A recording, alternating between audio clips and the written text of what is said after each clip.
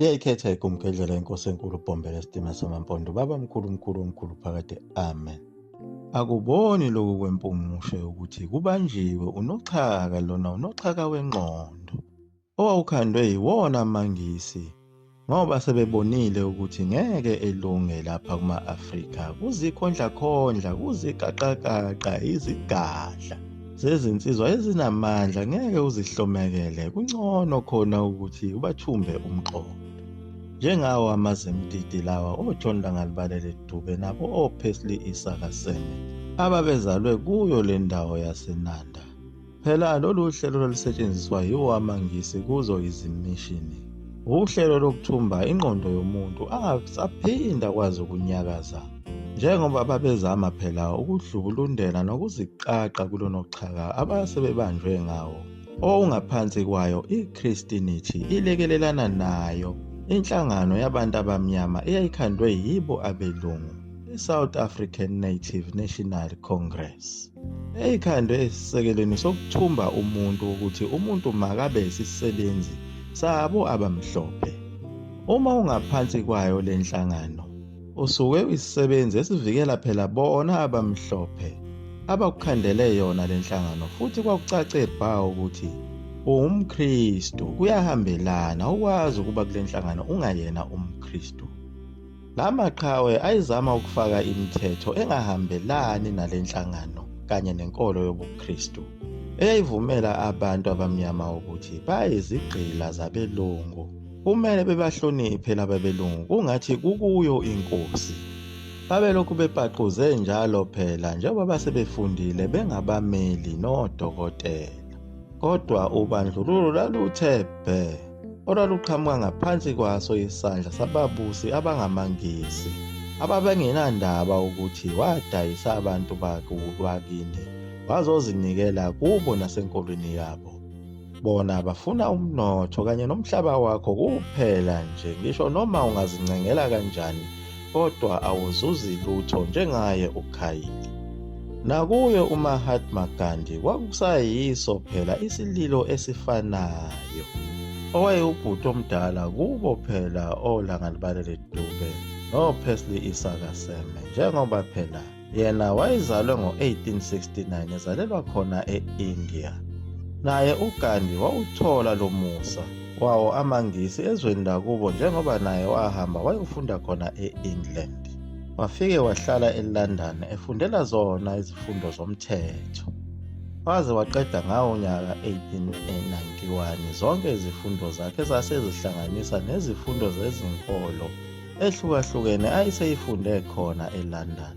Wabe sebuyela khona eIndia eyotshalwa phela yiwo amangisi ukuthi ayofaka imfundiso yawo. Kodwa konke lokho akusebenzanga kahle ngenxa yokuthi i-India inemithetho eqine kakhulu engayivumi imfundiso yakwamanye amazwe, ikakhulukazi eyamangisi. Nazo izifundo zakhe zomthetho kazimsebenzelanga ngoba phela kwakuyiyo iRoman Dutch law. Ngabe kwakungcono kube wayeyofunda i-Indian Hindu law. Wabe esephenduka umahlalela nazo izitifiketi zakhe ezingathi shu. Yilapho aze atakulwa khona umphathi wamabhizinisi ase-India ayesebenzela khona eSouth Africa eGoli, owamqashayo ukuthi akazobamba itoho lonyaka owodwa. Wasebenza kahle uGandhi njengomluleko wezemthetho kubo osomabhizinisi ababesuka e-India. Indaba yaqala ukonakala ngokuthi athathe uhambo oluya eGoli, ngakho ukuthunywa omunye wabadayisi ababesuka khona e-India, uDada Abduli, owamthengela ithikithi lesitimela elingu-first class, lapho athi esengenile khona ekhushini lesitimela. Kanti emveni kwesiteshi esilandelayo kuzongena umlungu. Wathi angathi nhla waphuma esehlehla umlungu wabiza amaphoyisa aso isitimela ememeza ethi, "Khulizi, khulizi," okuyigama elalicwasa yena uGandhi njengalo India elichaza ukuthi ikula ngesiZulu. Lo mlungu wayalela lamaphoyisa akhona esitimeleni ukuthi athathe uGandhi amkhiphe lapha ekhushini. Kwaze kwafika nazo izikhulu zaso isiteshi sesitimela zizobona lo mhlola. Ubani yena lona uchwensa kangaka?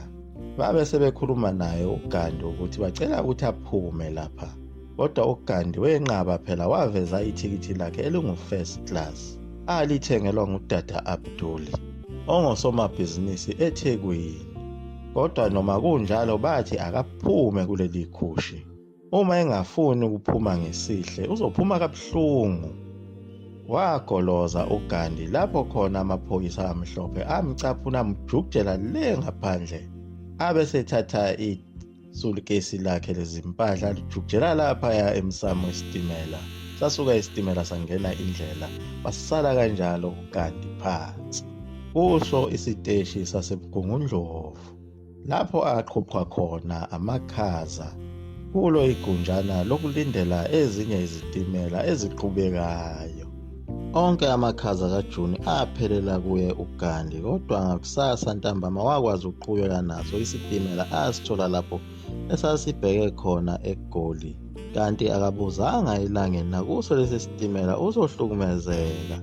Lapho angalitholanga khona ikhoshi lokuhlala, phela kwakunekhoshi labo abelungu, kodwa wahlaliswa ngaphandle kwalo ikhoshi kule ndawana engaphandle lapho kuvame ukuhlala khona uconductor, okunesigqiki esisodwa sakhe uconductor sokuhlala lapho, bese kuba nezinsimbi ezivimbile emaceleni ukuba ungawi. Noma wayehlaliswe lapho uGandhi, kodwa wayesho ngenhliziyo ukuthi akusenani inqobo nje mangifikile eGoli ngingaze ngiphinde ngidilizwe futhi esitimeleni.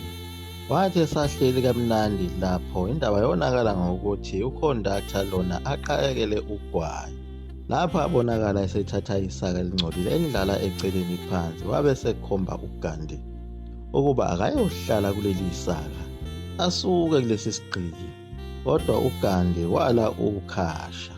Ilapho uconductor owumlungu amtitinya khona uGandhi waqhuma ulabhabha, kodwa uGandhi wayelokhu evike kanjalo waze wagcina uconductor esefuna ukumjikjela phansi isitimela sihamba.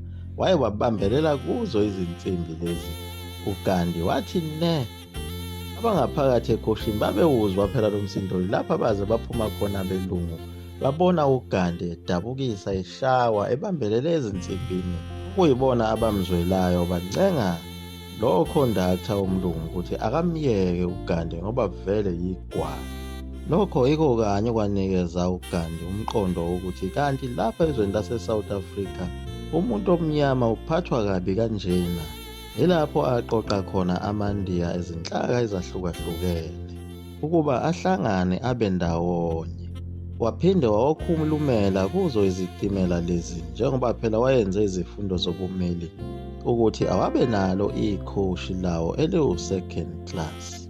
Phela amaNdiya nawo ayebandlululwa kakhulu yiwo amaNgisi ngalesi sikhathi, ekhokhiswa nayo intela futhi engavumelekile ukuba nomhlaba, njengoba ayifikele khona ukudayisa nakho ukusebenza emobeni.